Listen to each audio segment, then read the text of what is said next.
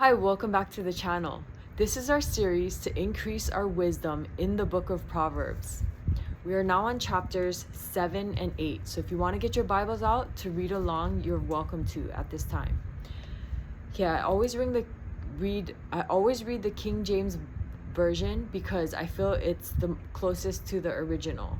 Like when I read some of the other versions, I feel like it doesn't. Yeah, so I prefer the King James version. Chapter 7 of Proverbs. My son, keep my words and lay up my commandment with thee. Keep my commandments and live, and my law as the apple of thine eye. Who is this? This is God, right? Bind them upon thy fingers, write them upon the table of thine heart. Say unto wisdom, thou art my sister, and call understanding thy kinswoman, that they may keep thee from the strange woman, from the stranger which flattereth with her words.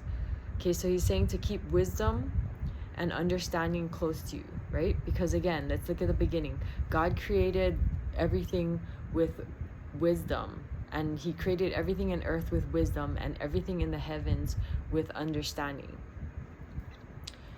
Okay, for at the window of my house I looked through my casement, and beheld among the simple ones. I discerned among the youths a young man void of understanding, passing through the street near her corner. And he went the way to her house, in the twilight, in the evening, in the black and dark night. And behold, there met him a woman with the attire of an harlot, and subtle of heart. She is loud and stubborn, her feet abide not in her house. Now is she without, now in the streets, and lieth in wait at every corner. So she caught him, and kissed him, and with an impudent face said unto him, I have peace offerings with me, this day have I paid my vows. Therefore came I forth to meet thee diligently, to seek thy face, and I have found thee. I have decked my bed with coverings of tapestry, with carved works, with fine linen of Egypt. I have perfumed my bed with myrrh, aloes, and cinnamon. Come, let us take our fill of love until the morning. Let us solace ourselves with loves. For the good man is not at home. He's gone a long journey. He hath taken a bag of money with him, and will come home at the day appointed. With her much fair speech she caused him to yield. With the flattering of her lips she forced him. He goeth after her straightway, as an ox goeth to the slaughter, or as a fool to the correction of the stocks, till a dart strike through his liver, as a bird hasteth to the snare, and knoweth not that it is for his life. Hearken unto me now, therefore, O ye children, and attend to the words of my mouth. Let not thine heart decline to her ways, go not astray in her paths. For she hath cast down many wounded, yea, many strong men have been slain by her. Her house is the way to hell, going down to the chambers of death. Okay, so what do you guys think he's talking about there? Okay, the ways of a harlot. So that's like someone close to like a prostitute, okay, or even someone who would cheat on her husband, right? Because she says, for the good man is not at home, he's gone a long journey. So maybe like a wife whose husband's on a business trip, if she's like a seducer, he's just saying basically stay far away from that, because okay, he goeth after her straight as an ox goeth to the slaughter, or as a fool to the correction of stocks, till a dart strike through his liver, as a bird hasteth to the snare. So it's a trap. Okay, basically a dangerous trap is he's saying there. Okay, remember now, like this is Solomon. So he had 500 wives and like 300 concubines. He had a lot of women, but imagine the women that would like, because a lot of women are into like money, so they would throw themselves at him. So he talks a lot about women, it seems like, in the beginning of Proverbs. Okay, so this is written by Solomon, but he's the wealthiest man in the land, so maybe that's why he's focused so much on women in the beginning. But let's continue. Chapter 8. Doth not wisdom cry, and understanding put forth her voice? She standeth in the top high places, by the way, in the places of the paths. She crieth at the gates, at the entry of the city, at the coming in at the doors. Unto you, O men, I call, and my voice is to the sons of man. O ye simple, understand wisdom, and ye fools, be ye of an understanding heart. Hear, for I will speak of excellent things, and the opening of my lips shall be right things. For my mouth shall speak truth, and wickedness is an abomination to my lips.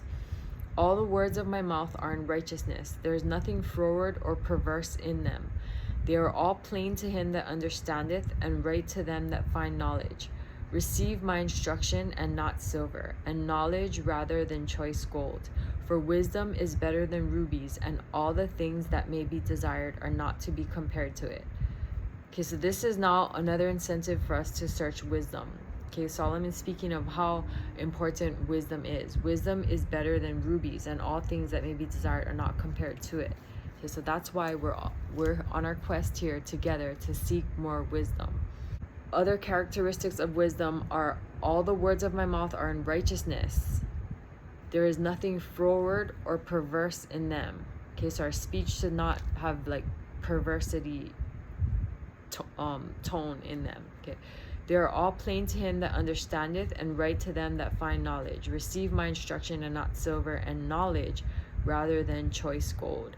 Okay, so he's saying receive instruction. So be open to instruction. Don't think that you can't learn anything new. That's what we're doing here, right? We're learning new things. So he says, receive my instruction, and not silver, more than material things even, and not silver, and knowledge rather than choice gold. Okay, so we seek knowledge rather than material objects such as silver and gold. Because we remember how Solomon got his riches and wealth. He didn't ask for that. He asked for wisdom and discernment.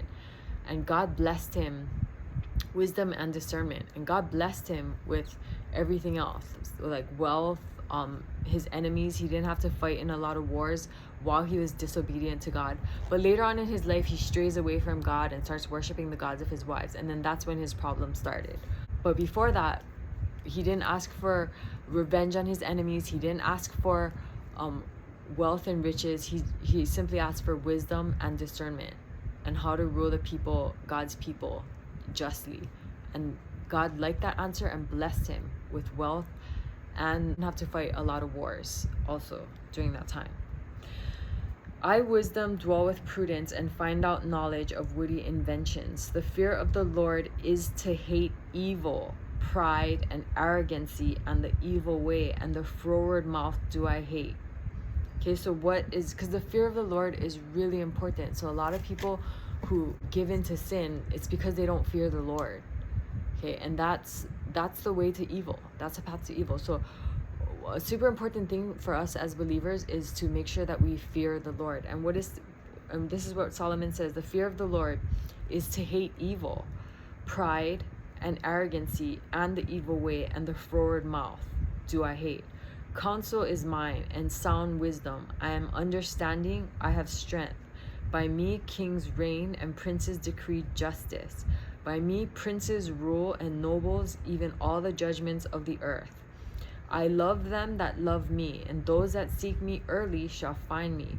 Riches and honor are with me, yea, durable riches and righteousness. My fruit is better than gold, yea, than fine gold, and my revenue than choice silver. I lead in the way of righteousness in the midst of the path of judgment, that I may cause those that love me to inherit substance, and I will fill their treasures. The Lord possessed me in the beginning of his way, before his works of old. I was set up from everlasting, from the beginning, or ever the earth was. Okay, so here he says wisdom was before he even created the earth. Like God essentially is wisdom. So wisdom comes from God. God is wisdom. Okay, it was there before he even formed the earth. Okay, and he said the fruit of it is better than gold. So the fruit of wisdom is better than gold. It's better, and the revenue better than silver. So wisdom is better. It can even, as Solomon is a great example of, bring you material wealth as well. But he's saying of how seeking wisdom is more important than tangible items. I lead in the way of righteousness, in the midst of the path of judgment, that I may cause those that love me to inherit substance, and I will fill their treasures. Okay, what's the criteria there in order to inherit substance and to be filled with treasures? Though that I may cause those that love me. Okay, so that means those that love God. If we love God, then he can bless us with other things. But what's the criteria there? We can't just ask him for material things and expect him to like bless us with material if we don't have love in our hearts for him. The most important thing is that we need to love God. and then he can bless us with all the material things after, if it's his will. Okay, and even if he doesn't, or if he's not doing it in our timing, we have to love him so much that we trust him to know that in his timing he will do it. And whether we're going through a bad time and a famine or a feast, that we trust him and that we love God, and we never blame him for our bad situations, because God is always good. So if he's bringing us through a valley, through a tough time, he has a plan for it. He's strengthening us through it. He's purifying us through it a lot of times, and he's gonna bring us out of it. But we can't blame him or get angry at him during those times. And that's what loving him means. So we have to love him, and then he can bless us with the materials. And we don't love him in order to bless us with that. We have to just trust that his will is the way, and his decisions are always right. And that, so we have to love him. That's the bottom line. We have to love him. When there were no depths, I was brought forth. When there were no fountains abounding with water, before the mountains were settled, before the hills was I brought forth. While as yet he had not made the earth, nor the fields, nor the highest part of the dust of the world. When he prepared the heavens, I was there. When he set a compass upon the face of the depth, when he established the clouds above, when he strengthened the fountains of the deep, when he gave to the sea his decree that the waters should not pass his commandment, when he appointed the foundations of the earth, then I was by him as one brought up with him, and I was daily his delight, rejoicing always before him, rejoicing in the habitable part of his earth, and my delights were with the sons of men. He's now talking about wisdom. Okay, so he talks about before he created everything, there was wisdom. Before the mountains were there, before the sea, before he made the earth, before the heavens, even the clouds, because God is wisdom. Okay, and God is the creator of all things. He created everything that we see in the earth, in the atmosphere, all the animals, all of nature, all humans. He's the creator of all of it.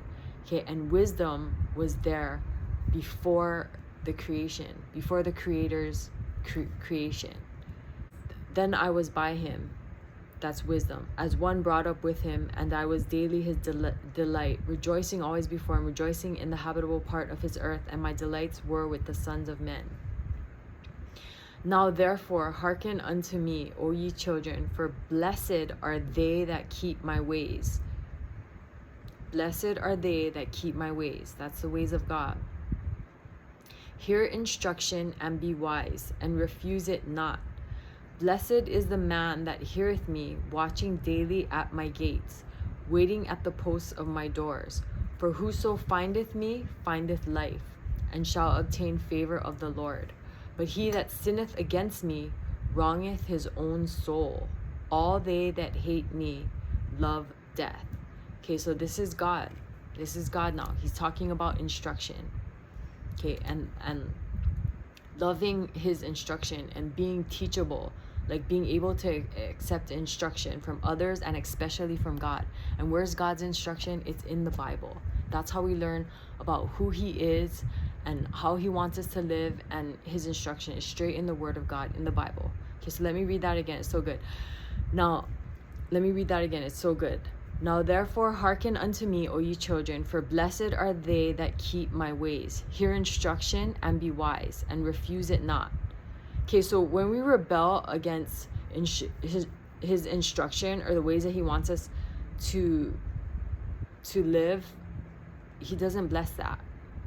Okay, that won't be blessed. So he's saying, blessed is the man that heareth me, watching daily at my gates, waiting at the posts of my doors. For whoso findeth me findeth life. Whoso findeth me findeth life. That's God. And shall obtain favor of the Lord. Or instruction. I'm sorry. We're on instruction. Wisdom and instruction. For whoso findeth me findeth life, and shall obtain favor of the Lord. He's talking about wisdom there. For whoso findeth wisdom findeth life, and shall obtain favor of the Lord. So that's super important, right? We all want God's favor. Like, God's favor supersedes a lot of things. Trust me. Like, someone can be like on their grind and just hustling and working hard, and trying to make all the money, and then there's someone who has the favor of God who walks into a situation, and because you're favored by God, like, you'll be the one to be chosen for that job position, or you'll be the one to, it's favor is, okay, so whoso findeth me, wisdom, findeth life, and shall obtain favor of the Lord. That's why we're seeking it, okay? We want the favor of the Lord. But he that sinneth against me wrongeth his own soul. Okay, so if you sin against God, you're doing your own self in, basically. You wrongeth your own soul. You're doing yourself in my words. Like, you're only doing destruction. You're the cause of your own demise, basically. All they that hate me love death. Okay, so if you hate God, you love death. That's what he's saying right there. All they that hate me love death.